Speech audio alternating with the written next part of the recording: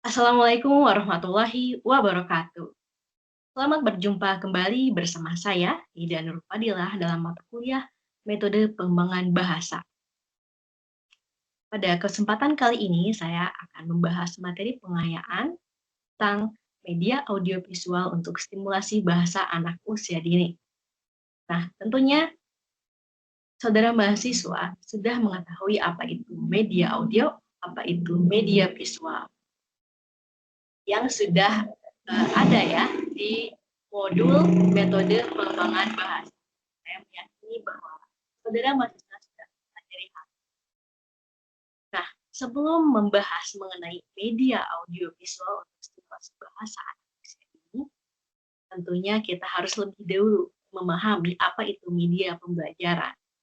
Ya, media pembelajaran adalah alat bantu yang digunakan guru untuk mendukung proses belajar agar lebih menarik dan mudah dipahami anak. Nah, media pembelajaran itu ada banyak jenisnya. Salah satunya media audio visual. Media audiovisual tidak hanya mensimulasi anak melalui pendengaran, tapi sekaligus juga melalui penglihatan.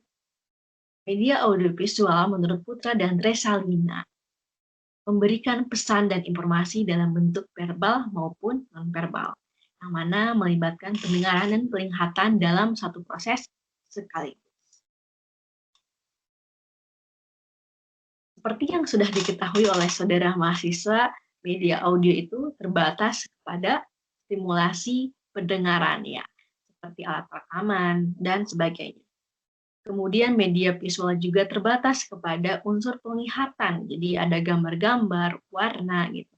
Namun saat ini yang akan dibahas mengenai media audio visual, gabungan antara keduanya penglihatan dan pendengaran. Untuk mengetahui lebih lanjut mengenai media audiovisual, kita akan mengupas karakteristiknya menurut Arsad tahun 2011. Nah, yang pertama, media audiovisual itu bersifat linier atau menampilkan informasi secara berurutan dan terarah. Kemudian, menyajikan visualnya yang dinamis. Dinamis itu bergerak ya, tidak diam, tetapi bergeraknya secara perlahan, khusus untuk anak. Kalau kita suka scroll Instagram, nonton video-video dengan cepat, nah itu kan peralihannya sangat cepat ya dan tidak cocok untuk anak sendiri. Kalau visual di media untuk anak itu harus secara bertahap. Anak harus tahu juga nih, mana ya yang warna merah, mana ya yang warna hijau ya. Anak harus mampu menangkap itu gitu.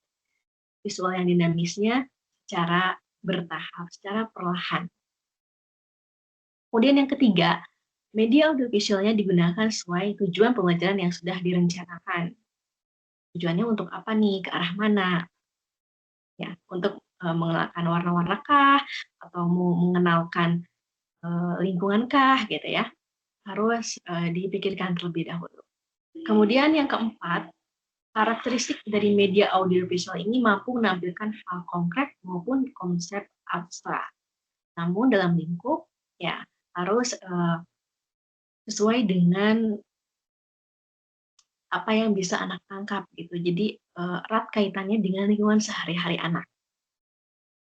Dan yang terakhir, media ini dikembangkan menurut prinsip psikologis behaviorisme dan kognitif. Kenapa behaviorisme? Karena media audiovisual itu nanti akan mendorong perulangan gitu, yang membuat anak jadi mengingat apa yang ada di dalam media itu. Juga kognitif, jadi anak berpikir gitu kan, mengenal apa yang tercantum di materi media audiovisual tersebut. Lanjut, jadi manfaat dari media audiovisual untuk anak usia dini yang pertama, ya meningkatkan motivasi anak. Anak juga jadi lebih tertarik dalam mempelajari sesuatu. Anak juga terbantu dalam memahami materi, perkaya kosakata dan latih kemampuan berbicara anak. Anak jadi tahu nih, oh nada bicara marah tuh kayak gitu ya, nada bicara sedih kayak gitu ya. Gitu. Anak juga jadi tahu cara mengungkapkan perasaannya gitu, dengan kosakata yang baru ia lihat, yang baru ia dengar dari media audiovisual tersebut. Nah, adapun menurut Putra dan Tresalina dalam penelitiannya, pengaruh dari media audiovisual itu paling yang utama adalah penguasaan kosakata dan mendorong anak untuk menceritakan ulang sebuah cerita. Nah, di sini saya berikan sebuah contoh sumber media audiovisual untuk anak usia dini. Ada di platform bernama Budi ya. Ini juga sebetulnya bisa untuk jenjang SD dan sebagainya. Namun di sini kita akan mencari jenjang PAUD. Ya. Kemudian temanya masukkan tema apa, kemudian format bukunya mau seperti apa. Di sini saya memilih buku video karena ada suara dan juga gambar bukunya. Namun bila ingin buku saja tampilannya, buku digital atau buku komik dan suaranya oleh gurunya, itu juga boleh. Ya, nanti tinggal dipilih. Karena buku video memang kalau di jenjang SD sudah banyak. Oke, next. Nah, setelah dicari, ketemulah ceritanya. Di sini ada Cipi si ikan cupang. Nah, ada pilihannya ya, mau langsung diputar kah video dari buku ini atau mau di-download kah gitu ya.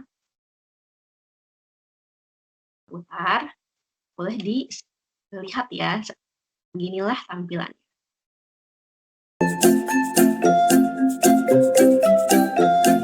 Kementerian Pendidikan Dasar dan Menengah Republik Indonesia. Cipi, si ikan cupang.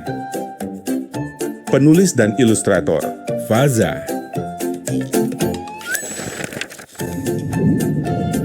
Halo, namaku Cipi. Ayo lihat aku. Siripku besar, ekorku lebar, bergoyang-goyang, menari-nari.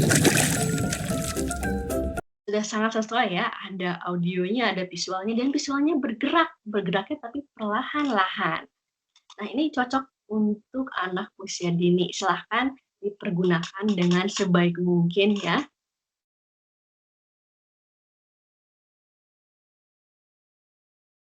Jadi, hal apa yang harus diperhatikan oleh guru? Satu, menyesuaikan dengan tujuan pembelajaran. Yang kedua, memilih media yang sesuai usia anak.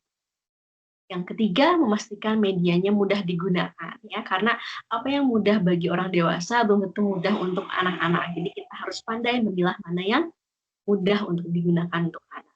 Kemudian menyiapkan alatnya dengan baik. Jadi jangan sampai anak malah jadi bosan duluan nunggu bundanya men-setting media audiovisualnya gitu kan. Lama nunggunya gitu. Jadi harus dipastikan alat-alatnya berfungsi dengan baik. Ini referensi yang saya gunakan dalam PPT. Baik, terima kasih telah mengikuti mata kuliah ini. Sampai jumpa di pembahasan selanjutnya. Assalamualaikum warahmatullahi wabarakatuh.